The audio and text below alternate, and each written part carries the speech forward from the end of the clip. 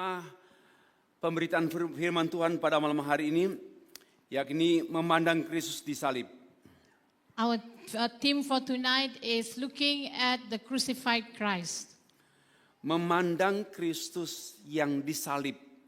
We are looking at the crucified Christ.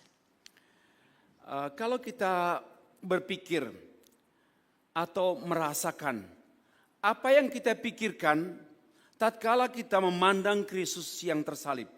Tentu ini gambar. If we think about it, what do we think or how do we feel when we look at the picture of Christ on the cross? Apakah kita merasakan sesuatu yang emosional atau rasional atau menimbulkan relasional? Ada tiga hal. Emosional, nangis melihat Yesus dipukul, nangis melihat Yesus di mahkota duri, atau rasional. Ya, kita berpikir ya wajar, pantas, itu pekerjaan dia, itu karya dia, oke saja, dia bagi saya. Atau relasional, saya ini siapa dan dia itu siapa, memikirkan relasi kita. Tiga possibilities. Okay, there are three possibilities when you look at Christ on the cross. Do we think and or feel emotional about it, looking at how badly he had suffered? Or do we think rationally about it? Do we think and look at and we said, oh, that's because that is why he was here on earth? Or do we have this relational feeling or thinking and we think of who he is and who are we? Salib adalah satu bagian dari seluruh karya Kristus. Because cross is one part of Christ's whole work. Dimulai dari sebelum kelahirannya. It was already started even before he was born. Kelahirannya. Before the birth of Christ. Pelayanannya. Before his ministry. Sufferingnya. Before his suffering. Kematiannya. Before his death. Penguburannya. Before his put to grave. Tinggal di antara orang mati. When he lived among the dead. Bangkit. When he resurrected. Naik ke sorga. When he was ascended to heaven. Sedang datang.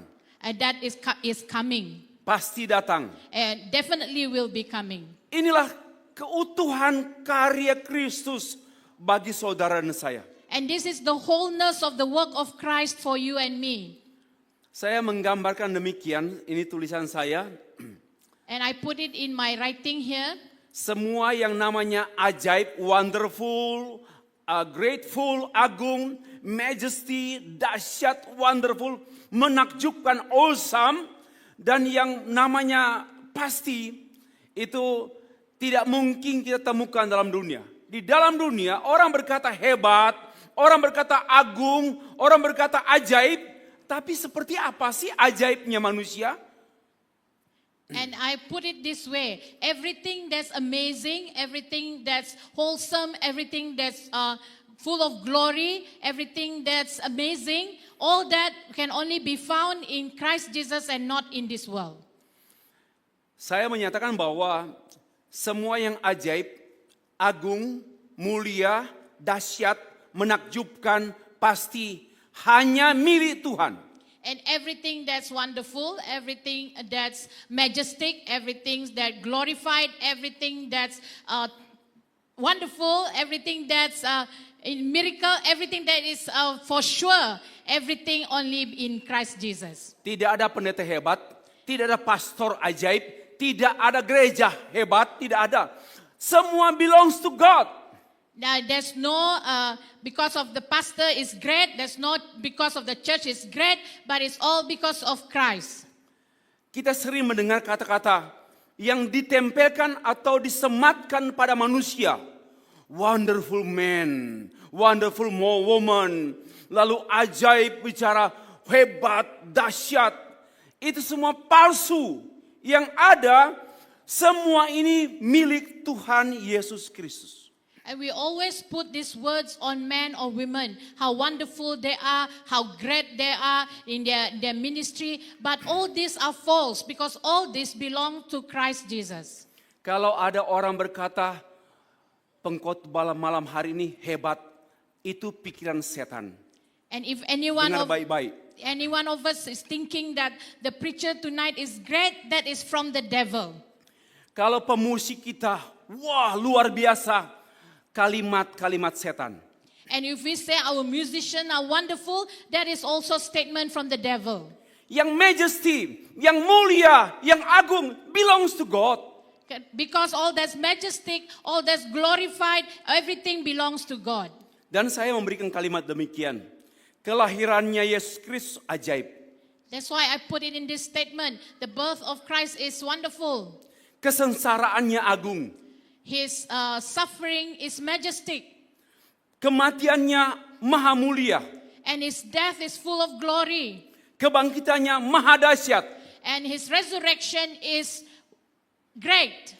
Kenaikannya sangat menakjubkan. And his ascension is something that's amazing. Kedatangannya kembali pasti. And his coming back, and that is for sure. Yesus Kristus, Alkitab, ajaib, agung, mulia, dahsyat, menakjubkan pasti. And the Bible said that Christ is amazing, wonderful, majestic, full of glory, and great, and for sure. Ya tentu kita menghargai Ratu Elizabeth, Ratu itu yang majesty, tapi dalam urusannya majesty manusia. And of course, sometimes we put a majesty to queen of this world, like Queen Elizabeth, but the majesty belongs to God. Majesty itu adalah kepunyaan Allah. Because majesty belongs to God. Dan kita orang percaya yang percaya pada Yesus yang ajaib, Yesus yang agung, Yesus yang mulia, Yesus yang dahsyat, Yesus yang menakjubkan, Yesus yang pasti. Kita sendiri, wow, ibadah kita tak ada kata-kata pada waktu memandang Allah ajaib, mulia, dahsyat, menakjubkan. Masih ada kata-kata mau bicara? We have no any word. And when we come as Christians and worshiping this God that is full of majesty, full of glory, full of greatness, when we come before we come in reverence and in awe, there's no word that we can say more than that. Pada waktu kita memandang Allah, memandang Yesus Kristus, masih banyak bicara, you know little bit. If we come before God and we are fixing our eyes upon Him, when we can still say many things, a lot of words, then meaning we are not quite there yet. Kalau kita sudah mengenal, memandang Allah, sampai kita tidak ada kata-kata lagi. Wow, wonderful, majesty, grateful, and bla bla bla, semua yang namanya mulia. Kita sampai tidak berkata-kata lagi. Because if we truly know God and we were before Him and looking, fixing our eyes before Him, there's no word that we can say more than that, rather other than how great and wonderful and great and majestic is our God. Karena Allah itu melampaui kata-kata kita. Because God Kata-kata kita sangat terbatas. Dan Allah melampaui kata-kata kita. Kalau kita mengatakan tentang Allah, karena kita tahu sedikit sekali tentang Allah. Because God is beyond our words. If we are able, because our words are so limited that we cannot describe the awesomeness of our God. Itulah kalimat pembukaan saya. And that's only my opening statement. Belum content of the sermon. Yeah, we haven't gone to the sermon yet. Sekarang kita baca Alkitab, firman Allah. Dalam Yesaya pasal 53 ayat 3 sampai 5. Ya, saya baca untuk kita dan Bapak Ibu juga bisa membaca di screen atau memeriksa di Alkitab masing-masing. Demikian firman Tuhan. Ia dihina dan dihindari orang.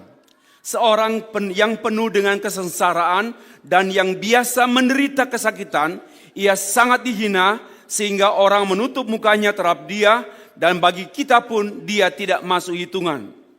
Tetapi sesungguhnya penyakit kitalah yang ditanggungnya dan kesengsaraan kita yang dipikulnya. Padahal kita mengira dia kena tulah, dipukul dan ditindas oleh Allah. Isaiah 53 from verse... Let me one more verse. Sorry. Tetapi dia tertikam oleh karena pemberontakan kita. Ya, saya menambahkan, what is the meaning of sin? Sin mean pemberontakan. Bukan salah, bukan kilaf. Dosa bukan kilaf. Dosa bukan salah. Tapi dosa adalah pemberontakan kepada Allah. That's the meaning, the true meaning of the sin. Dia diremukan oleh karena kejahatan kita, ganjaran yang mendatangkan keselamatan bagi kita ditimpakan kepadanya, dan oleh bilur-bilurnya kita menjadi sembuh. The word of God, Isaiah 53, verse 3 to 5, that says, He was despised and rejected by men, a man of sorrows and familiar with suffering, like one from whom men hide their faces. He was despised, and we esteem him not. Surely he took up our infirmities and carried our sorrows. Yet we considered him stricken by God, smitten by him, and afflicted. But he was pierced for our transgressions. He was crushed for our iniquities. The punishment that brought us peace was upon him, and by his wounds we are healed. We are equal. Don't allow me in front of you. Interpreter and preacher equal. Yeah. Don't let pastor be adored. Yeah. Anybody. If of you to involve in ministry, we are same. There is no discrimination in the church. Yeah, there's no discrimination in God's field. No. Amen. No need translate. Okay, let me invite you to read the second passage of the Bible. Matius pasal 27 ayat 32 sampai 44. Demikian firman Tuhan. Ketika mereka berjalan di keluar kota, mereka berjumpa dengan seorang dari Kirene yang bernama Simeon. Orang itu mereka paksa untuk memikul salib Yesus. Maka sampailah mereka di suatu tempat yang bernama Golgota, artinya tempat tengkorak. Lalu mereka memberi dia minum anggur bercampur empedu. Setelah ia mengecapnya, ia tidak mau meminumnya. Next. Sesudah menyalibkan dia, mereka membagi-bagikan pakaiannya dengan membuang undi. Lalu mereka duduk di situ menjaga dia. Dan di atas kepalanya terpasang tulisan yang menyebut alasan mengapa ia dihukum. Inilah Yesus, Raja orang Yahudi. Bersama dengan dia disalibkan dua orang penyamun. Seorang di sebelah kanan dan seorang di sebelah kiri. Orang-orang yang lewat di sana menghujat dia dan sambil menggelengkan kepala mereka berkata, hai engkau yang merubuhkan bait suci dan membangunnya kembali dalam 3 hari. Selamatkanlah dirimu jikalau engkau anak Allah. Turunlah dari salib itu. Demikian juga imam-imam dan kepala-kepala bersama-sama dengan ahli-ahli Taurat dan tua-tua mengolok-olokkan dia, dan mereka berkata, orang lain dia selamatkan, tetapi dirinya sendiri tidak dapat ia selamatkan. Raja Israel, bagilah ia turun dari salib itu, dan kami akan percaya kepadanya. Ia menaruh harapannya kepada Allah, baiklah Allah menyelamatkan dia, jikalau Allah berkenan kepadanya, karena ia telah berkata, aku adalah anak Allah. Bahkan penyamun-penyamun yang disalibkan bersama-sama dengan dia, mencelahnya demikian juga. The word of God from Matthew 37, verse 32 to 44. As they were going out, they met a man from Cyrene named Simon, and they forced him to carry the cross. They came to a place called Golgotha, which means the place of the skull. There they offered Jesus wine to drink mixed with gall, but after testing it, he refused to drink it. When they had crucified him, they divided up his clothes by casting lots. And sitting down, they kept watch over him there. Above his head, they placed the written charge against him. This is Jesus, the King of the Jews. 2 robbers were crucified with him, one on his right and one on his left. Those who passed by hurled insults at him, shaking their heads and saying, you are going to destroy the temple and build it in 3 days? Save yourself. Come down from the cross if you are the Son of God. In the same way, the chief priests and the teachers of the law and the elders mocked him. He saved others, they said, but he can't save himself. He's the King of Israel. Let him come down now from the cross and we will believe in him. He trusts in God. Let God rescue him from now if he wants him. For he said, I am the Son of God. In the same way, the robbers who were crucified with him also heaped insults on him. Tema khotbah mengenai sengsara, penderitaan Kristus, kematian Kristus hanya setahun sekali. Usually the theme sermon on suffering, on the death of Christ, usually only preached once in a year, and that's during Good Friday. Biasanya hanya dikhotbahkan pada bulan April, itu pun hanya dalam 2 hari, Jumat atau seperti hari ini, hari Sabtu. Karena besok adalah kebangkitan Kristus. Jadi kita mengkhotbahkan tentang suffering, dan juga Christ death hanya sekali dalam setahun. And usually we only preach this during the month of April, and it's either for 1 service or 2 services like what we are having here, and we only talk about the suffering and the death of Christ during this time. Tapi yang paling banyak tema-tema khotbah sepanjang setahun itu, aku diberkati, semua berkat, janji. Tidak salah, tapi terlalu banyak. And then, but what is more is being preached is on sermons about prosperity, about blessing, and that is always being preached again and again. There's nothing wrong in preaching about prosperity and blessing, but there's just too many of it. Terlalu sering disampaikan kepada jemaat berupa tema-tema sukses, happiness, victory, God's promise, God be with you. Dan banyak lagi tema-tema yang disukai oleh jemaat dan yang paling disukai oleh setan. And too often this kind of sermons that talk about blessing, talk about good life for our members, this is what we always preach about, because this is what the congregation love to hear. And the devil also loved it.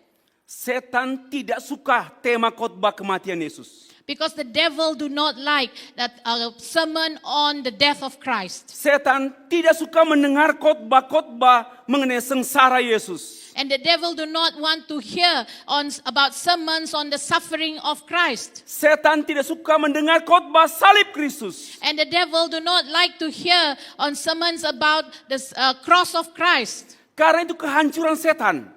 Sorry. Karena itu kehancuran setan. Or because that is the destruction of the devil. Maka itu setan mensponsori, mendukung pastor-pastor khotbah happiness, khotbah blessing, blesser, Yamaha, Suzuki, Kawasaki. Suka sekali akan didorong oleh setan. Khotbah itu. That's why the devil like to support that kind of sermon. So a sermon about blessing, the sermon about happiness, and macam yang dia cakap tu lah. That's what the devil like us to hear.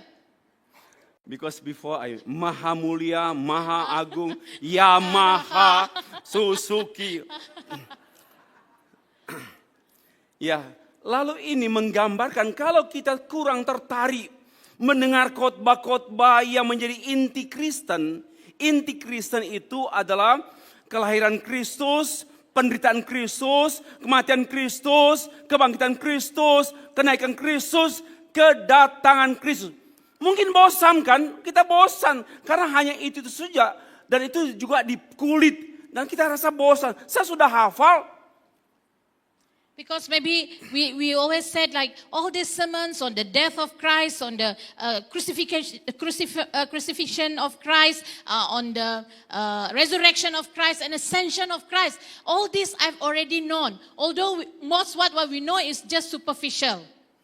Ya, kita mesti tahu dari Alkitab. Memang sekali sudah katakan tadi bahwa semua tema-tema lain itu tema-tema minor, but major yaitu Christ. Christ alone. Christ is center. Christ. And God's Christ blessing. Christ Emmanuel. Christ blood. Itu semua adalah di bawah Christ. Tapi orang mau hanya mencari Christ blessing, but tidak Christ. Itu problem. And as Christian, we have to know the central message of the Bible is about Christ. Yes, the other themes that we always talk about, they are also important, but these are only minor themes. The major theme of the Bible is about Christ, and Christ should be the center of our sermon. Tema khotbah malam hari ini yaitu memandang Kristus yang disalib. And tonight our theme for our sermon is looking at Christ on the cross. Tema yang tidak populer. And this is not a very popular theme, Tidak populer tema. not a popular theme. Dibandingkan dengan kesembuhan ilahi. And when we compare it to total healing Diberkati 100 kali lipat. and compared to a blessing. Kalau saya mau kumpulkan banyak orang yang palsu-palsu, saya berikan tema tema mengubah neraka menjadi sorga. Pasti datang. Banyak orang datang. Itu orang gila semua yang datang. And if I make a theme, someone that said changing hell into heaven, and I'm sure many people who wants to come, they want to hear about that. Kalau saya mau berikan tema khotbah KKR, malam ini akan diberitahukan atau besok malam ada KKR, tema khotbah sembuh 100%. And if I want to do a big gathering like KKR, and I will say the theme is total healing. Tapi kalau tema khotbahnya memandang Kristus yang disalib, not populer. Apa yang kita dapatkan? No, not tertarik. I'm not interesting. Tidak tertarik. But if it's a theme like tonight, that looking at Christ on the cross is not something that will be very popular. Hanya orang Kristen yang tatkala mendengar tema itu, dia terdiam sejenak. Belum dengar khotbah, dia sudah sedih sekali. Memandang Kristus yang tersalib. This theme will only work for those Christians who, even before listening to the sermon, just only knowing what the theme is, looking at Christ on the cross, and we will take time to think about what does it mean for Christ to die on the cross. Ada dua jenis orang Kristen. There are two types Christian. Orang Kristen yang happy ya dalam gereja. Semuanya happy, semua happy. The first type is a Christian that's always happy all the time. Tapi orang Kristen yang kedua, orang yang penuh penghayatan. But Dia this- terus merasakan betapa Tuhan peduli, betapa Tuhan mati untuk orang-orang percaya. Dia penuh penghayatan. Ya, penuh penghayatan. The second type of Christian is the Christian that's full of reflection, that will think about what is the true meaning of Christ dying on the cross, and we reflect upon that more and more. Mestinya orang yang penuh penghayatan mengenai Kristus pasti joyful. Tidak happiness, tidak happy, but more than happy. Dia itu joyful. And joyful itu belongs to malaikat, angel. Joy to the world. Joy nggak ada dalam Christmas namanya happy ya happy, nggak ada. Itu miliknya anjing. Anjing makan enak, makan babi, ekornya bergerak. Why? She is happy. It's happy. Manusia hanya happy sama dengan anjing. And a Christian who have the true reflection of the true meaning of Christian shouldn't be happy, but we should have joy.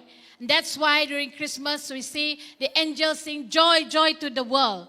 And I will not say about the dog, you all know, I am sure you all understand. Yeah, I Yeah. think so. Yes, happiness adalah juga keperluan kita secara human, secara daging. Kalau sakit tidak happy, apalagi sakit gigi. Dan yang paling berat sakit hati. Siapa yang happy saat sakit hati? Hati-hati dengan orang itu. Yes, of course. Kan tidak mungkin orang yang sakit hati lalu dia sangat-sangat happy. I'm happy. Why? Because baru diputusin pacar dan diceraikan. I'm happy. Mungkin lain meaningnya. Yes, it's as human being, human being, it's true that we need to be happy. And when we're in pain, we can't feel happiness. When we have toothache, when we have heartache, and when we see people that cause us heartache, we can't be happy every day. If you're happy looking at people who hurt you, then there's something wrong. Kalau anak muda mau menikah demi happy, hancur. Kita mesti lebih dari happy, yaitu joy. Dan joy itu istilah Alkitab. Happy itu istilah movie. Tidak ada istilah happy dalam Alkitab. Baca King James Version. Terjemahan Indonesia kurang tepat. Berbahagialah, berbahagialah dalam mengenai khotbah Yesus di bukit. Tak ada yang benar itu blessed are those. Blessed are, diberkatilah mereka. Jadi sebenarnya tidak ada kata happy dalam Alkitab.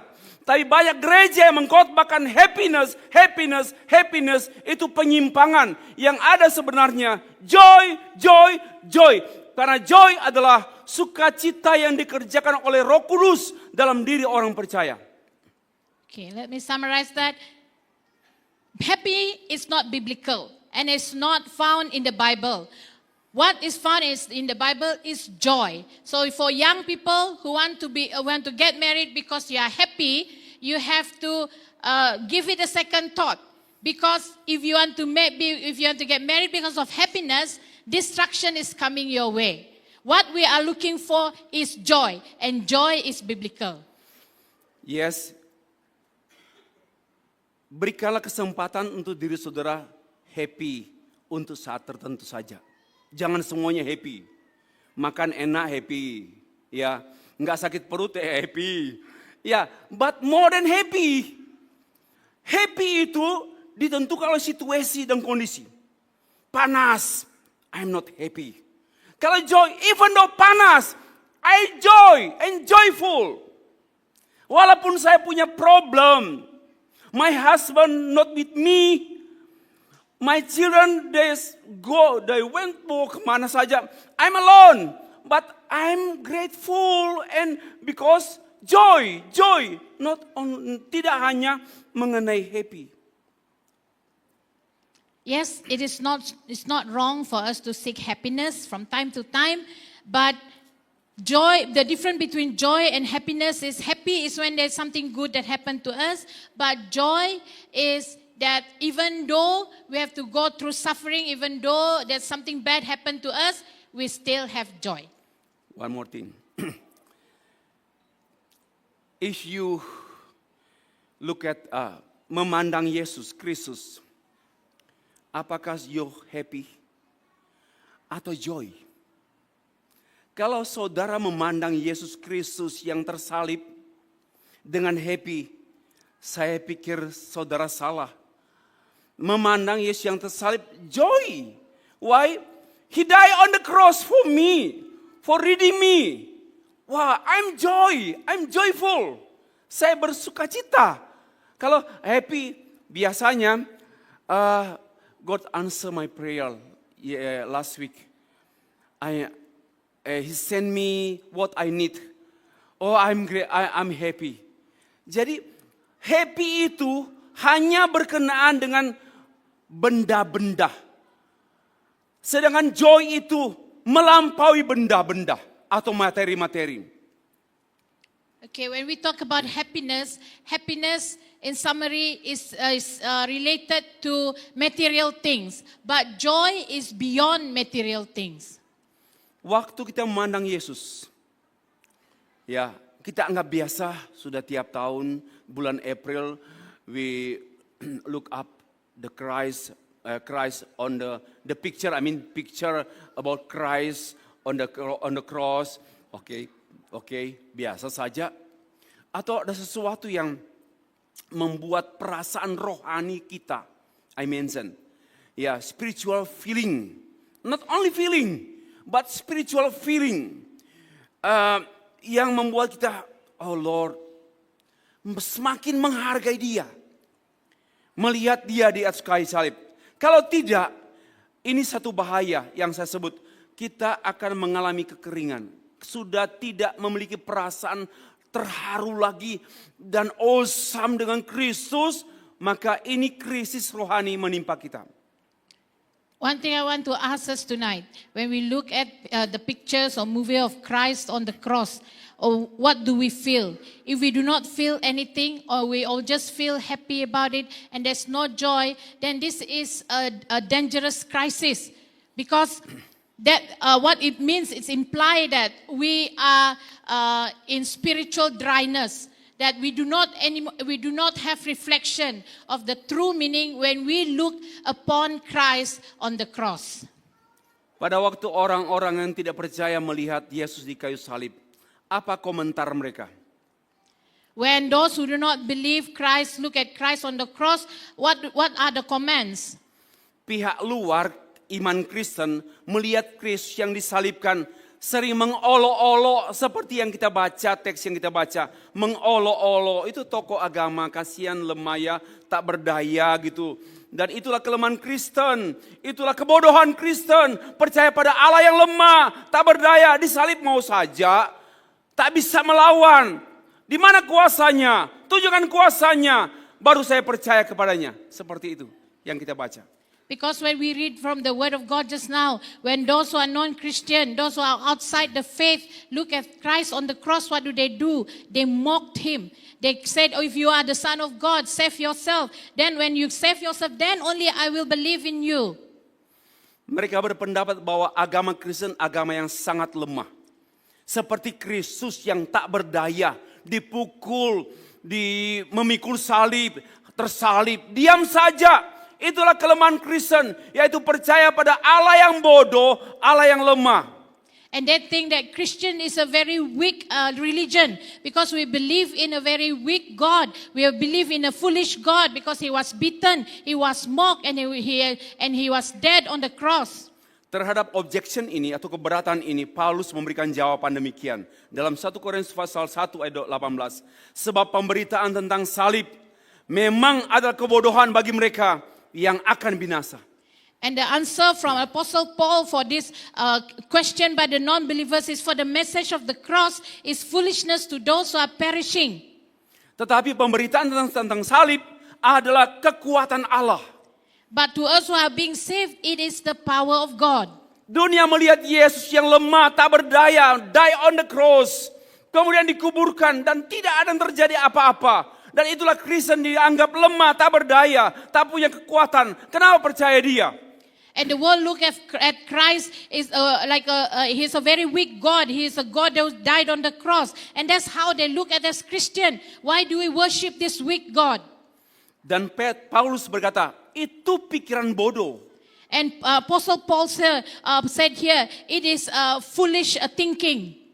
Tetapi sebenarnya salib penderitaan Kristus adalah kekuatan Allah.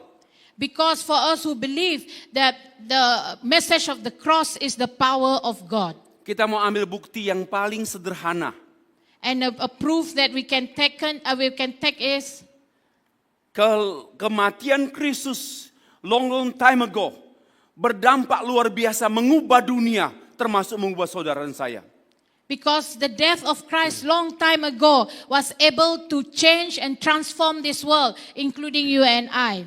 Compare antara Yesus dan murid-muridnya yang kecil itu tak berdaya, lemah, mati di kayu salib. Compare dengan Romawi, kekaisaran Romawi.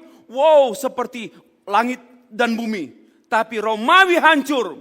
Kristus yang dianggap lemah, Kristus yang dianggap kecil, Kristus yang dianggap bodoh, sedang menyelamatkan dunia ini dan menguasai dunia ini. Apa masih mau perlu bukti? If we do a simple comparison during the time of the disciples and the great empire, Roman Empire, well, although the disciples are weak and it was commented by the world as foolish, but compared to the great and powerful Roman Empire, who lasts until today, the message of the disciple live until today that transform us. And what happened to the Roman Empire? They have been destroyed. Salib adalah kekuatan Allah. Because cross is the power of God. Yang di mata dunia lemah, yang di mata dunia bodoh, tapi itulah hikmat Allah dan itulah kekuatan Allah. What is seen by the world as something that's foolish and something that is weak, but actually that is the wisdom of God. Mari menjadi orang percaya, orang Kristen yang mengandalkan kekuatan Allah pada salib Kristus. Let us be Christians that uphold the power and greatness on Christ on the cross. Tadi kita sudah bahas apa respon, apa komentar pihak luar orang tak percaya kepada kematian Kristus Yesus. Sekarang kita mau cakap-cakap tentang orang Kristen menyikapi Kristus yang memandang Kristus di kayu salib. Ada 4 tipe orang Kristen. Just now we were talking about what are the response of the non-believers when they look at Christ on the cross. Now we want to see 4 attitude of Christians when they look at Christ on the cross. Orang Kristen rasional, tatkala memandang Yesus Kristus yang tersalib, dia berkata, iya, oke, biasa saja. Dan ada yang bingung, kok bisa ya? Katanya Tuhan, kok nggak bisa sih turun dari salib? Tidak mungkinlah Tuhan seperti itu tidak berkuasa. Atau ya biasa saja. Ini rasional Christian. The first attitude is a rational Christian. They may think that this is something that's normal because it's what he is supposed to do. Or they can be confused, like why can't he bring himself down from the cross? Yang kedua, Kristen solidaritas. Seperti Petrus, waktu Yesus Kristus ditangkap oleh para imam-imam dan serdadu menangkap Yesus, Petrus mengambil pedang dan memotong telinga Markus. Kenapa? Solidaritas. Then the second type is solidarity Christian. These are the Christian that want to defend Christ, just like Peter who took the sword and cut off the assistant ears. Membela Yesus secara jasmani. This is a Christian that want to defend Christ according physically. Banyak juga orang Kristen sangat fanatik. Fanatik dengan gereja, tapi tidak fanatik dengan Kristus. And there are many Christians who are very fanatic about the church, but they are not fanatic about Christ. Di Indonesia ada gereja dibakar. Maka yang lain ada yang menjadi solidaritas, ingin membela. Ya, ingin membela tetapi secara fisik, tapi Tuhan berkata, sarungkan pedangmu. And in Indonesia, there are churches that have been burned. There are people who want to stand in solidarity against those people burning the churches. But Christ said, put away your sword. Yang ketiga, orang Kristen emosional. And the third type is emotional Christian. Contoh hari kemarin, awal ibadah kita sedikit ada parts of Mel Gibson movie tentang Compassion of Christ. Ya, kita menyaksikan dan kita agak emosional. Saya pun di sini kemarin ya sangat emosional. Karena memang Mel Gibson membuat kita emosional. Tapi Tuhan sebenarnya tidak menghendaki kita emosional. Apalagi hanya emosional dalam 2 menit. Habis itu biasa lagi. Berapa lama kita emosi saja, hanya emosi saat ibadah. And the third type is emotional Christian. For example, when we saw parts of the Passion of Christ by Mel Gibson yesterday, we feel sad, or probably we feel angry, and we feel emotional. But for how long do we have this feeling? For 2 minutes, then after that we will forget about it. Tuhan tidak mau kita menjadi emosi dengan Dia. And God do not want us to be emotional about Him. Tuhan mau kita percaya kepadanya. But God want us to believe in Him. Emosi tidak sama dengan percaya. Because emotional is not the same with belief. Emosi itu perasaan dangkal. Dan perasaan yang tidak mendasar. Hanya karena pengaruh-pengaruh sensual. Because emotion is not a foundational feeling. It's happen because of something. And something that influences to be emotional. Berapa banyak orang Kristen emosional? And how many people, Christians are emotional? Hanya saat tertentu saja. And we are only, at certain times only we feel Hanya emotional. saat beribadah. Only during services. Hanya saat praise and worship. Only during praise and worship time. Kita menjadi emosional. Oh Lord, only you. Only you. Oh, ini lagu pop ini. And we only feel emotional during praise and worship and we sing to the Lord. Macam dia. Ya. Juga mungkin sampai menangis terharu. Oh Lord. Dan kita terharu sekali. Tapi hanya saat itu. And we felt, usually during praise and worship, we really felt emotional and we cry. But only during that time. Oke, saya cut di sini. And the fourth. Yang keempat, Kristen theologis. And the fourth kind of attitude is a theological Christian. rational Christian, solidarity Christian, emotional Christian, and now theological Christian. The four characters or attitudes for Christian when they look at Christ on the cross: rational Christian, solidarity Christian, emotional Christian, and theological Christian. What is the meaning of theology? Apakah maksud dia teologia? Theology means God's way of thinking. Teologia bermaksud cara pikiran Allah. Dan cara pikir Allah dia tuangkan dalam Alkitab. And God's thoughts, He's poured in His Word, in the Bible. Kita membaca Alkitab, kita menemukan cara pikir Allah. That's why, because when we read the Bible, we read God's thought. Itulah semua. Pada waktu kita melihat Yesus, memandang Yesus, maka terbentuklah cara pikir teologis. Yaitu cara Allah berpikir. Bukan cara saya berpikir tentang Allah, tapi cara Allah berpikir. Kita mesti follow God's way of thinking. And Christian theology is when we look at Christ on the cross, it will bring about in us the the way God think. That's why when we look at the cross, God's thought come upon us. Kristen teologis akan memandang Allah, memandang Yesus yang tersalib dengan menghasilkan keterharuan. Ada 6 kata. Terharu, terheran-heran, oh wonderful. Kagum, awesome, kagum. Dan bersyukur. Dan hormat. Serta menyembah dia. Ada 6 sikap orang yang berteologia. Orang yang memandang Yesus Kristus secara tepat. And for those Christians who will look at Christ in a theological manner, we have God's thinking that when we come and look at Him, we come with a heart that is affected. We come in a way that we are in reverence, in awe, in full of gratitudes, in full of worship. Apakah kita menjadi orang Kristen yang masih terharu, masih bersyukur, masih kagum, atau sudah biasa-biasa saja? Sudah biasa. Apakah masih ada rasa hormat pada Tuhan? Apakah kita masih ada sikap terheran-heran? Oh, hatiku heran, ingat Raja Surga. Masihkah itu ada pada kita atau semua itu sudah hilang? So are we this type of Christian?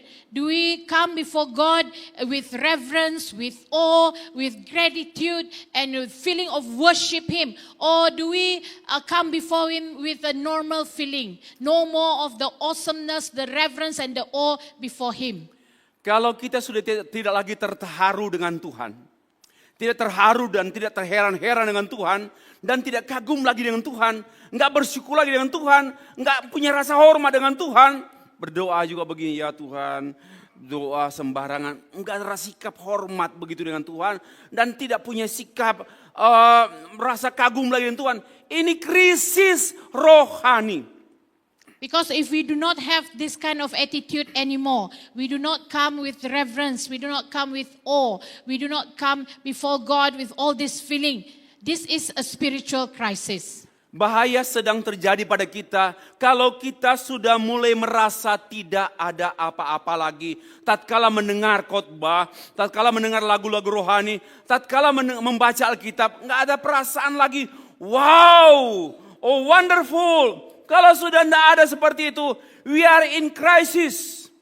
Because this is a huge danger. If we come before God and listen to sermon and sing spiritual song, and even when we pray, we don't have that feeling of awesomeness and in reverence and in awe before God, that we for sure we are going through spiritual crisis. Kondisi rohaninya mengalami kekeringan. And our condition, our spiritual condition, we are going through dryness. Tidak merasa terharu, tidak merasa bersyukur, tidak merasa kagum. Seperti Yudas Iskariot. Pada waktu dia melihat Yesus, dia nggak terasa apa-apa, biasa saja. Maka dia jual. Mengapa dia jual Yesus? Karena dia tidak merasa apa-apa lagi dengan Yesus. Jesus is nothing for him. Because if we have nothing, no feeling, feeling of awesomeness, of reverence, of awe, when we come before God, we are just like Judas Iscariot. who Dia have sold Jesus. tidak merasa sedih setelah jual pun malah gantung diri. Karena memang dia mengalami kekeringan. Dia sudah mengalami kekeringan sama sekali. Because like Judas, he doesn't feel anything anymore. He's going through dryness. When he sold Christ, he doesn't even feel sad. He just go and hang himself. Penderitaan Kristus membuat Yudas tidak bersikap apa-apa, biasa saja. Tidak mungkin Yudas sedih. Saya menangis gara-gara aku jual Yesus. Aku sedih. Tidak ada dalam cerita. Karena Yudas tak memiliki perasaan rohani. Sudah mengalami kekeringan sama sekali. Sangat-sangat kering. And he doesn't even feel anything after he sold Christ when he look at his suffering. Because he is going through spiritual dryness. And he doesn't feel anything when he look at Christ. Mari kita memandang Yesus dengan perasaan rohani. This is my terms, spiritual feeling. Tidak ada di buku lain manapun. Tidak ada. And this evening I want to invite us to look at Christ with a spiritual feeling. Satu perasaan rohani. Dan saya masih merasakan itu. Saya waktu menyiapkan membaca Alkitab, saya merasakan perasaan rohani. Waktu saya nyanyi, ada perasaan rohani. Bukan biasa saja. Atau emosional. Nangis. Habis itu ya langsung tertawa. Bagaimana mungkin dua wajah? And this is what we should go through when we read the Bible, when we sing, when we lift up praise and worship before Him. We have to have the spiritual feeling. Kita minta kepada Tuhan supaya Tuhan memberikan pada kita terus-menerus rasa haru tentang Tuhan. Rasa heran tentang perbuatan Tuhan. Rasa kagum semua karya Tuhan. Rasa syukur atas pemberian Tuhan. Rasa hormat pada pribadi Tuhan. Dan menyembah Dia. Inilah yang kita perlukan dalam hubungan dengan Tuhan. Let us ask God for this feeling of affected feeling, a feeling of awesome, of awe, of reverence, of gratitude, of feeling of wants to worship Him all the time. This is what we should have when we come before God. Mari kita bahas satu persatu dengan cepat. Ada 6 ini. Rasa haru, rasa heran, rasa kagum, rasa syukur, rasa hormat, menyembah Dia. Yang pertama, memandang Yesus yang tersalib dengan rasa terharu. The first point that we want to see is looking at Christ on the cross with a saddened feeling. Pada waktu Tuhan Yesus Kristus berdoa di Taman Getsemani, Dia berkata demikian, hatiku sangat sedih, seperti mau mati rasanya. Dalam English Standard Version, my soul is very sorrowful even to death. Wah, berat sekali Tuhan Yesus itu. Dia Tuhan, tapi dia punya perasaan rohani juga. Just like Christ when He was at the Garden Gethsemane, He was saddened when He was in Matthew 26:38a that said, then He said to them, my soul is overwhelmed with sorrow. Dalam NIV, New International Version, my soul is overwhelmed with sorrow to the point of death. Satu ungkapan sangat berat. Saya diselimuti oleh satu keadaan mau mati rasanya. Perasaan mau mati sekali. Seperti itu perasaan Tuhan Yesus. And we should have the feeling just like what Jesus felt during this time. That He have this feeling that His soul is overwhelmed with sorrow to the point of death. Dia ungkapkan pada waktu dia berdoa di Taman Getsemani. Dan dari saat itulah dia menuju ke Golgota. Dia sudah mulai, dia belum disalib, tapi perasaan mau mati itu sudah dialami oleh Tuhan Yesus Kristus. And that feeling, Christ has already felt it before he went to Golgotha, when He was in the Garden of Gethsemane. He already have that feeling to the point of death.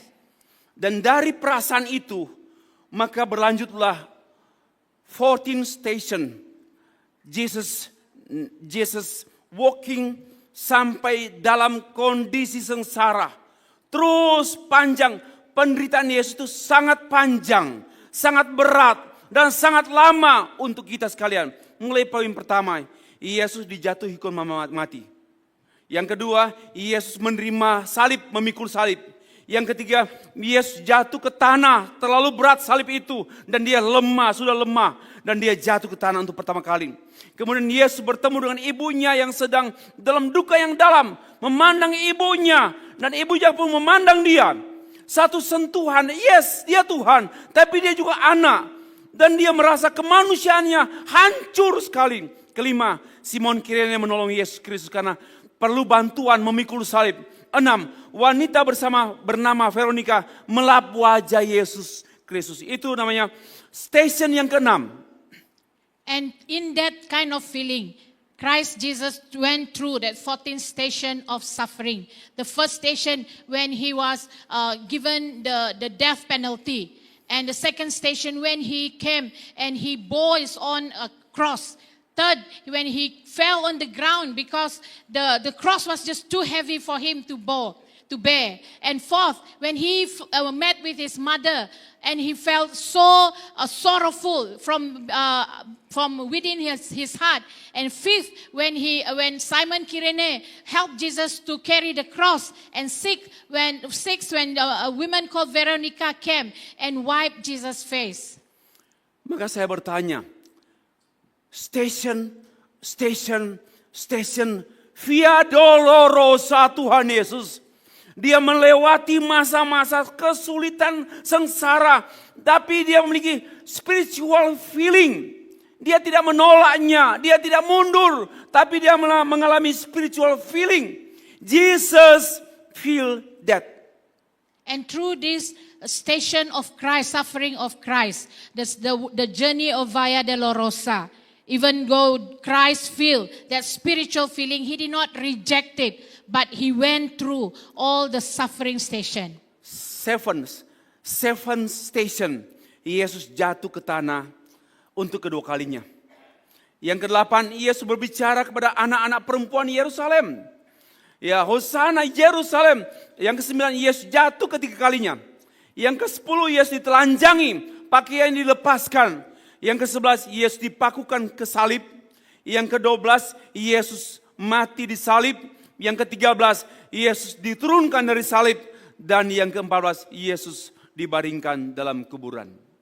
And on the 7th station, Jesus fell down on the ground for the second time. On the 8th station, Jesus was speaking to the women of Jerusalem. And the 9th station, he fell on the ground for the 3rd time. And the 10th station, where he was made naked. In the 11th station, he was nailed on the cross. On the 12th station, he died on the cross. On the 3rd station, Jesus' body was carried down from the cross. And on the 14th station, he was laid down in the tomb. Satu perjalanan yang disebut Via Dolorosa, perjalanan sengsara Yesus. Apakah kita orang percaya masih merasakan perasaan rohani seperti Yesus Kristus yang merasakan dan tidak mundur? Ini perasaan rohani, bukan perasaan manusiawi. Perasaan rohani tidak mungkin mundur. Perasaan rohani tidak mungkin kita tidak menyangka Yesus. Perasaan rohani membuat kita bertahan dengan Tuhan Yesus. And this is the journey that what we are now known as the Via Dolorosa, the journey of the suffering of Christ. And as we go through these stations, do we also have the same feeling as Christ gone through the 14th station? Do we have that spiritual feeling? Yang selanjutnya, poin kedua. Tadi terharu. Sekarang terheran-heran. Memandang Yesus yang tersalib dengan rasa terheran. Ada lagu gereja tentang ku heran akan seperti itu, heran atas apa yang Tuhan buat. Nah, penderitaan Kristus Yesus dimulai saat ia menjadi manusia dan dia tinggal di antara manusia yang berdosa dan kita terheran-heran. Kenapa Tuhan mau jadi manusia? Dia kan Allah. Untuk apa? He became human being and living among the sinners. Kenapa? Terheran-heran. Kok dia mau tinggal dengan saya orang berdosa? Dia tahu saya itu membenci dia, memberontak pada dia, tapi dia mau tinggal dengan saya. Ini terheran-heran. Saya orang berdosa, Saya orang tak layak. Saya orang yang dibuang oleh banyak orang. Tapi dia mau datang untuk saya. Terheran-heran. And the second feeling when we look at Christ on the cross is the feeling of wonders. And we wonder, and this started with Christ when he come and live among men. He lived among us who are sinful. And there are many times that we wonder, why did Christ come for me? I'm not worthy. I'm a sinful man. And we have this wondering feeling. Why did he come for us? Ada perasaan rohani heran. Dan ini harus ada pada kita. Sebagai hamba Tuhan, saya terus merasakan please Tuhan. Jangan sampai perasaan ini hilang daripada saya. And this is part of the spiritual feeling. We have to have this feeling of wonders. We have to have it. Even myself, I still, until today, have this feeling of wonders. Why did Christ died for me? Sangat heran. Kok Tuhan memakai saya? Kok Tuhan yang izinkan saya khotbah? Kok Tuhan menyingkapkan firman Tuhan? Saya heran sekali bagaimana Tuhan menjaga anak-anak. Kok saya heran sekali bagaimana Tuhan membuat anak bertobat. Saya heran banyak orang percaya. Ini keheranan harus ada pada kita. Jangan sampai kita sudah kehilangan rasa heran atas perbuatan Tuhan.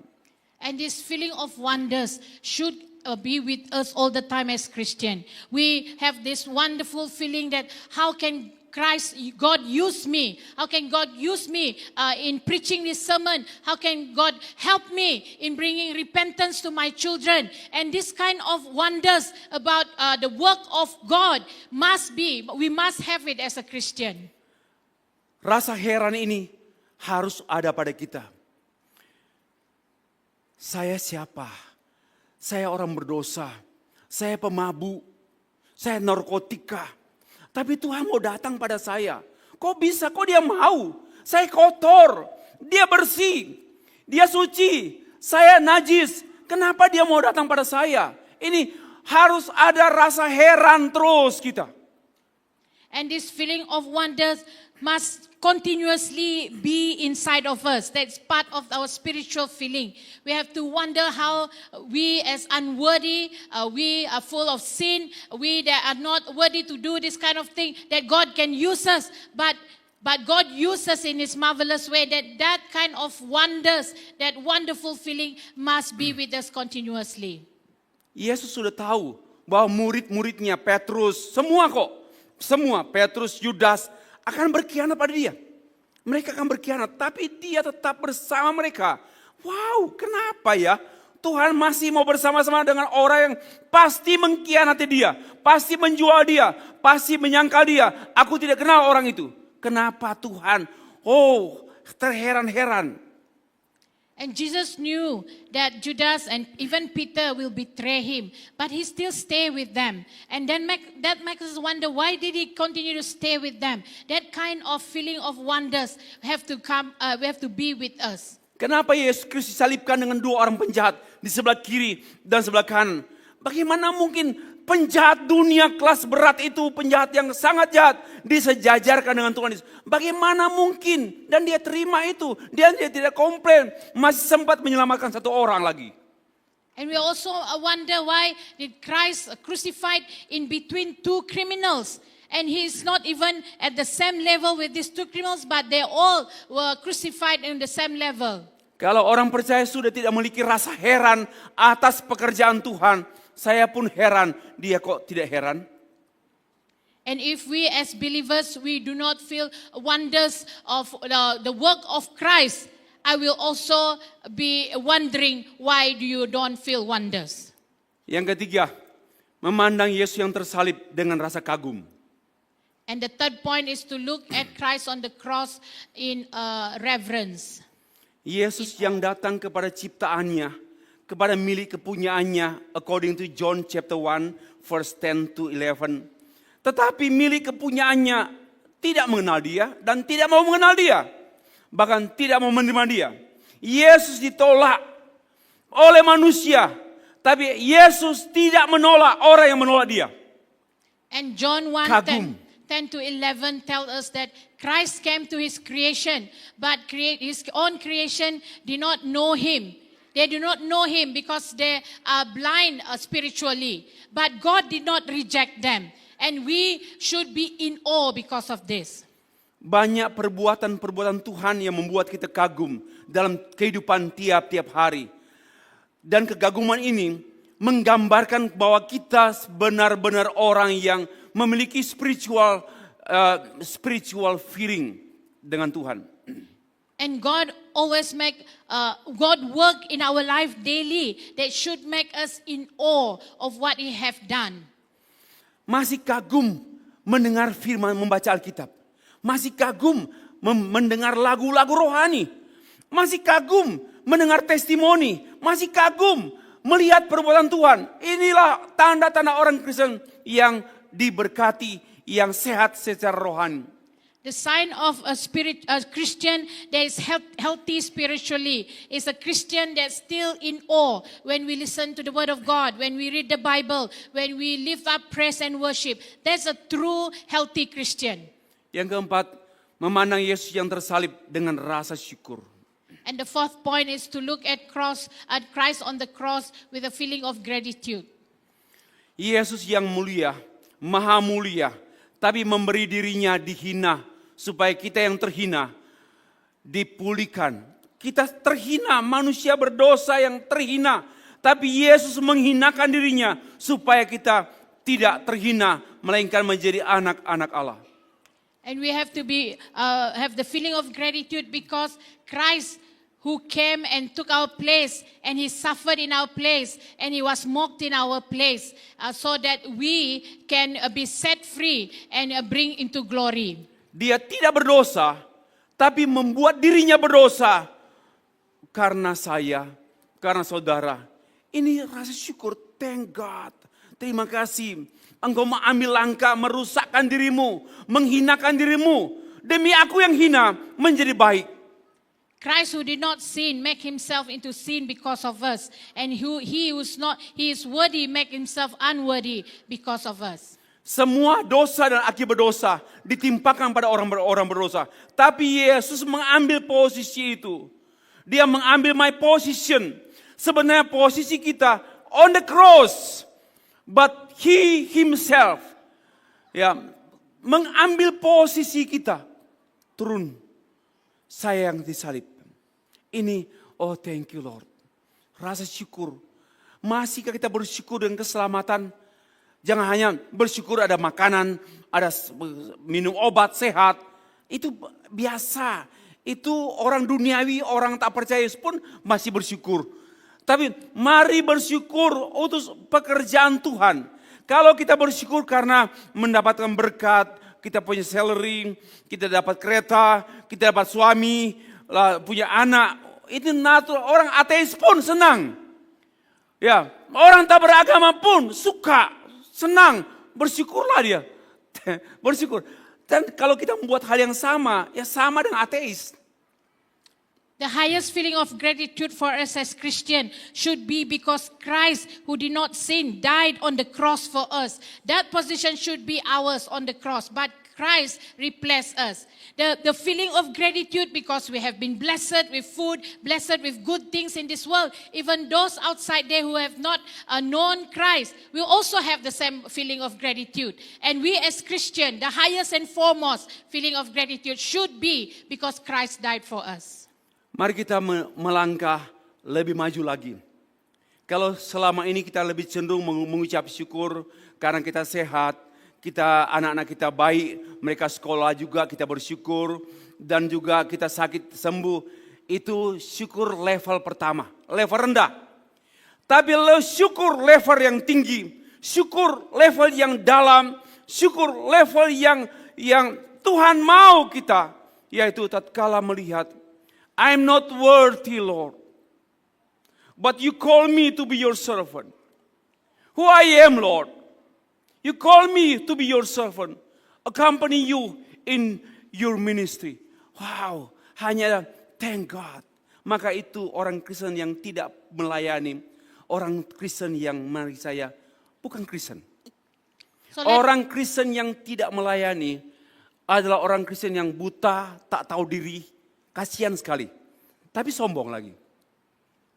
So let us, as true Christian, let us come with a feeling of gratitude, not only because of the blessing that God have given unto us, that our kids are well, we are healthy. That is a feeling of gratitude, but at a low level. But the highest level of gratitude should be because I was not worthy, but God called me to be in ministry. And I want to emphasize here that Christians who do not want to be involved in ministry is blind spiritually. Saya pikir kalau kita masih berpikir ya Tuhan, saya dilibatkan Tuhan dalam pelayanan. Siapa saya? Karena begini, Tuhan gak perlu saya. Dia maha kuasa, maha tahu, maha mengadakan. Gak perlu saya. Saya bukan orang penting di mata Tuhan. Tuhan satu pun manusia di dunia, Tuhan gak perlu. Because if we think about it, God who is almighty want us to be part of his ministry. Who am I? I'm not worthy. God do not need me to do his ministry. But he called me to be in his ministry. Kenapa saya dipanggil Tuhan? Kenapa? Dia gak perlu saya. Saya bersyukur. Kok bisa? Saya bersyukur dilibatkan Tuhan dalam pekerjaan. Apapun, ya kita punya tugas masing-masing di office, di mana saja.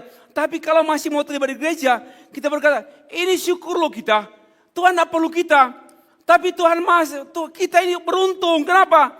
Dipakai menjadi orang berguna daripada tak berguna. Amen. So we have to feel a feeling of gratitude because God called us. Even though he doesn't need us to do his work. But God called us, that calling for us to be part of his work. That's what makes us feel full of gratitude before him. Because I am part of God's mighty work. Saya senantiasa berpikir, karena ini bahaya kesombongan. Bahaya kemudian menjadi penguasa. Harus sadar bahwa Tuhan gak perlu saya. Tetapi kalau saya dilibatkan Tuhan dalam pelayanan, ini satu keuntungan besar bagi saya. Wow, seperti itu.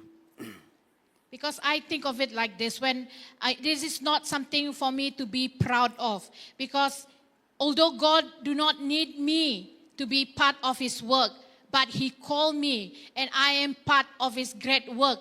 And that makes me feel full of gratitude. Yang kelima, memandang Yesus yang tersalib dengan rasa hormat. And the fifth point is looking at Christ on the cross with the feeling of reverence. Saya tidak tahu ya, suami istri, apakah makin tua makin rasa hormat, atau sudah kehilangan rasa hormat antara suami istri. And one thing I wonder if, especially husband and wife who have been in marriage for a long time, do we still apa hormatnya? Respect our wife or husband. Ya, saya yakin yang baru menikah 5 tahun ke bawah belum ada rasa hormat satu dengan lain. Baru saya suka, happy, ya kan? Bulan madu kan masih ada madunya kan? And I trust that those who have been married less than 5 years, I think you still have not that feeling of respect to your spouses. All you feel now is that happy yaya feeling. Kalau sudah kehilangan rasa madunya, muncul rasa respect satu yang lain. Ya, madu itu seperti menghisap madu habis pergi dia. Tapi dia tidak pergi. Kenapa? Respect. I respect her. Saya hormati dia. I honor her. Itu sudah muncul kedewasaan. Nah itu hubungan. Demikian pula hubungan dengan Tuhan. Coba kita baca teks ya. Dalam Matius pasal 27 ayat 28 ada kalimat begini. Yesus mengenakan jubah ungu. Menaruh mahkota duri di kepalanya. Sebatang bulu di tangannya. Ini sebenarnya satu simbol tidak menghormati Yesus. Jubah ungu, simbol penghinaan raja, yang kalah perang. Kalau raja menang, pakai merah tua pakaiannya. Tapi ungu itu tanda adalah raja yang kalah perang. Dan Yesus dikenakan jubah ungu. Dan jubah itu jubah mainan. Jubah tak sungguhan. Bukan jubah olok-olokan raja. Menghina raja, menghina Yesus. Itu jubah ungu. And if you look in Matthew 27, where the soldiers are mocking Jesus, they put on him a scarlet robe. And that is a symbol of humiliation. Because when kings go into war, into battle, when they win, they are giving a maroon robe. But in insulting Jesus, he was given a purple robe. Jubah ungu adalah cara mengolok-olokkan Yesus atau mentertawakan dia. Inilah raja, tapi raja yang dihina-hina, dijadikan mainan. Ini namanya satu sikap tidak menghormati Yesus secara penuh. And that scarlet or purple robe is a symbol of insult, a symbol of mocking him. That said that that he is not a true king. Maka taduri, simbol kekuasaan menghancurkan diri sendiri, menusuk diri sendiri. Apa artinya? Raja bunuh diri karena stres, karena depresi. Itulah olok-olokan terhadap Yesus Kristus. And that crown of thorns is also mocking him because that is symbol of self-destruction. Dan mereka menaruh sebatang bulu di tangan dia. Bahkan menggambarkan otoritas yang betul-betul hancur, tak berotoritas. Bahkan dengan bulu itu dipukulkannya kepada Yesus Kristus. Satu penghinaan yang sangat-sangat dalam. And another symbol of insult that the soldiers were giving on Jesus was they giving him a staff, a bamboo staff. And they used that to hit him again and again. Dunia menghina Yesus. Dunia mengolok-olokkan Yesus. Tapi saya melihat pada waktu dunia mengolok-olokkan Yesus, merendahkan Yesus, menghina Yesus, justru disitulah saya melihat kehormatan. Betapa Allah mau dihina, tidak langsung bunuh orang itu. Dia diam saja. Dia terlalu mudah untuk menghilangkan nyawa orang. Karena dia maha kuasa, tetapi dia diam saja. Dan dia menerima semua olokan-olokan ini. Disitulah saya kagum. Keagungan Allah. Kalau Allah begini, kau nakal, mati kau. Mau kau nakal lagi, mati. Mau cerai, mati. Mau mabuk lagi, mati. Itu Allahu A'lam. Itu Allah kadarnya. Bukan Allah. Tapi Allah yang sesungguhnya, sekalipun dihina oleh manusia, dia tetap Allah. Wow, luar biasa. Hanya ada rasa hormat kita pada dia. And I see it as like this. I feel respect and in reverence of our God. Because when the world was insulting him, mocking him, he did not do anything. He's a mighty God. He's powerful. He could do anything to avenge what the people is doing to him. But he just took all this upon himself. And then we should look at him in respect and in reverence. Satu poin lagi. Dia diberi minum anggur bercampur empedu. Pahit. Yesus tidak meminumnya. Dia kelihatan kehausan sekali, tapi diberikan minuman yang sebenarnya bukan minuman. Ada dua tafsiran. Yang pertama ada orang berkata demikian, minuman itu adalah painkiller. Diminumkan pada Yesus supaya Yesus tidak merasa sakit. Painkiller, minuman itu penghilang rasa sakit. Dan saya nggak setuju dengan tafsiran ini. Karena Yesus tidak menolak penderitaan. Yesus sengaja ke salib untuk kita, untuk saudara dan saya. Yesus tidak mau mempersingkat waktu kematiannya dan penderitaannya. Dia mengikuti time schedule Bapa sampai menderita total dan die on the cross. Yesus tidak mau minum obat painkiller untuk menghilangkan rasa sakit dan untuk mempercepat kematiannya. Tidak. Yang kedua, And there's another symbol of insult and mockery upon Jesus when the soldiers gave him a bitter wine. There's some perspective that say that bitter wine that was given to Christ is one form of painkiller so that he will not feel the pain. But I reject this perspective because Christ did not reject suffering. He went to the cross purposefully. He did not reject that they have to go through the suffering on the cross. So he did not take that wine as painkiller that will reduce his pain and suffering. Yang kedua, minuman anggur bercampur empedu ini sebenarnya cara mereka menghina Yesus, mengolok-olokkan karena Yesus haus sekali. Tapi diberi minum yang tidak mungkin diminum. Sama dengan mengolok-olokkan dia. Minumlah ini. Tidak mungkin diminum. Semakin sudah menderita, dihina lagi. And the second perspective of this bitter wine is because Christ was thirsty and was asking for something to drink. And this is a further mockery and insult upon Christ on the cross when they give him a bitter wine that is not drinkable. Perspektif Kristen tentang respect, honor others, honor God. Itu bukanlah kita respect karena kemuliaannya, duduk di kursi singgasana. Kita menghormati Tuhan karena dia bertindak sebagai Tuhan. Dihina, tak terhina. Diolok-olok, dia tetap tenang saja. Bahkan dipermainkan. Kalau Allah itu dipermainkan, langsung menunjukkan kealahannya, langsung membunuh orang, itu bukan Allah. Dan di sini kita melihat perspektif rasa hormat kita kepada Allah. Yaitu Allah yang seolah-olah menderita. Allah yang seolah-olah suffering. Allah yang seolah mati. Tapi di situ rasa hormat kita. Why? He did. Dia melakukan itu untuk kita. So that's why we respect our God. Our form of reverence upon him is not because he sat on the throne. It's not because he is full of glory. He has all that. But because he just took all the insults, all the mockery, and all the suffering for us. Last point. Memandang Yesus yang tersalib adalah dengan sikap hati menyembah dia. And the We worship him.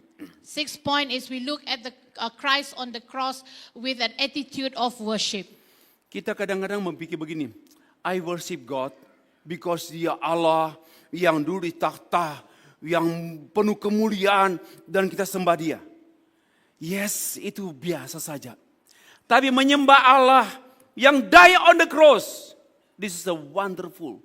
Tak ada di dunia, hanya ada dalam Alkitab. Different perspective.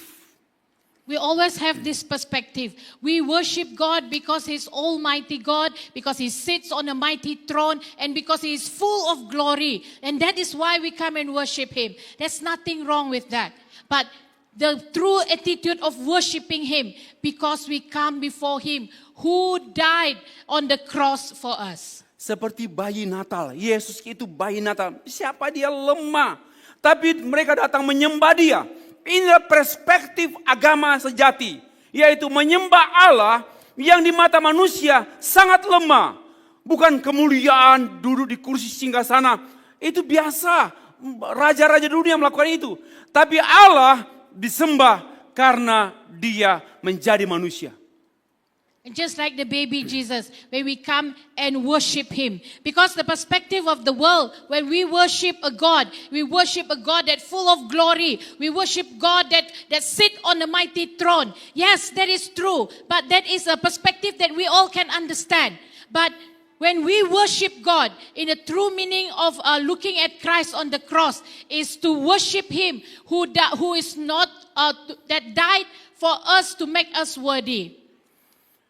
Dia disembah bukan karena dia duduk di kursi yang maha mulia agung.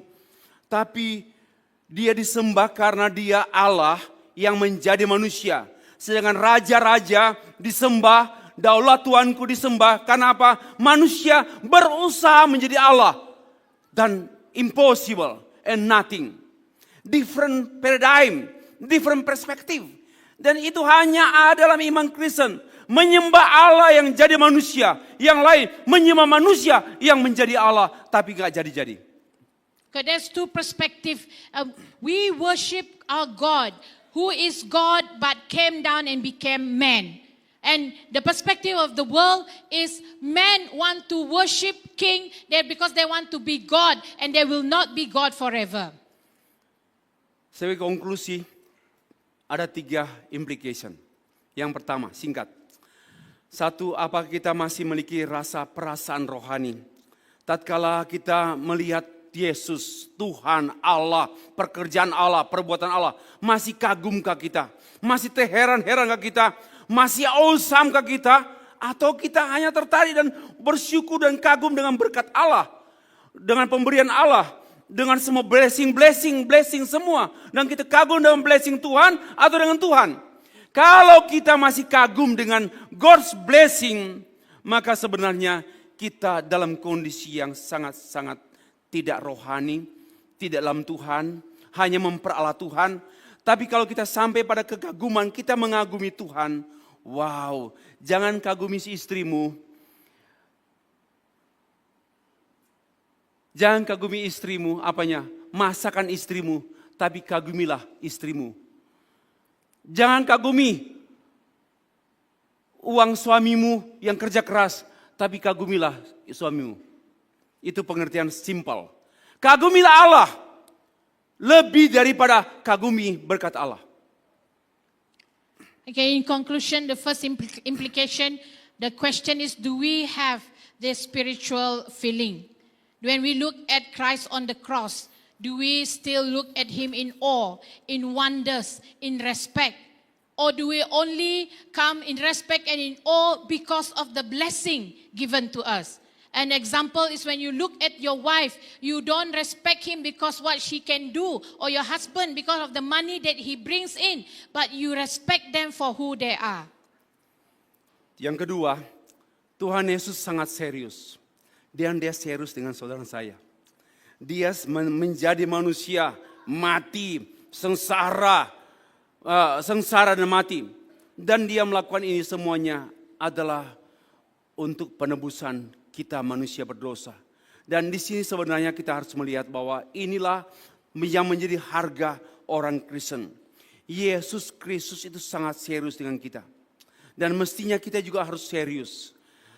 Kenapa? Dia serius, dia bukan Allah yang main-main. Dia Allah yang serius mati untuk kita. Dia bukan pura-pura mati. Dan dia pura-pura berteriak sakit. Dan dia bukan pura-pura menderita. Dia benar-benar sakit, menderita, dan mati. Untuk apa? Untuk kita. Penebusan kita. So he was so very serious. Dan dia mengharapkan kita pun serius dengan dia. He serious first. And dia mengharapkan kita juga serius. Maka jangan saya katakan marilah. Karena juga Kristus itu sangat berharga sekali. Kematiannya sangat berharga. Mari hidup kita itu jangan sia-siakan hidup. He is very serious. Jangan sembarangan hidup. Saya sudah tulis itu. Bahan khotbah ini bisa diambil oleh Bapak Ibu. Ini minta pada gereja. Karena tidak cukup kalau saya mengajar biasa 5 jam. So God is very serious about us. If it's not, he will not come and die on our behalf. God is so serious about us, and he expects us to be serious back to him. Why he came and died for us, why he was so serious about us, about getting our attention, because he is serious to redeem us from our sin. He came and bring redemption. He is serious about us, and he expects us to be serious about him. And the last point, memandangi Kristus yang tersalib membuat kita menjadi orang Kristen yang kuat. Tidak gampang putus asa. Sebagaimana yang tertulis dalam Ibrani pasal 12 ayat 3-4. Ingatlah selalu akan dia. Ingatlah selalu akan dia. Yang tekun menanggung bantahan yang sehebat itu. Penderitaan yang sehebat itu. Dari pihak orang-orang berdosa. Supaya kamu jangan menjadi lemah dan putus asa. Wow. Ini gospel, kabar baik untuk kita pada akhir khotbah saya ini. And the last point is When we look at Christ on the cross, He make us strong. He has strengthened us. And Hebrew chapter 12, verse 3 to 4 said, "Consider him who endured such opposition from sinful men, so that you will not grow weary and lose heart. In your struggle against sin, you have not yet resisted to the point of shedding your blood." Amin. Tema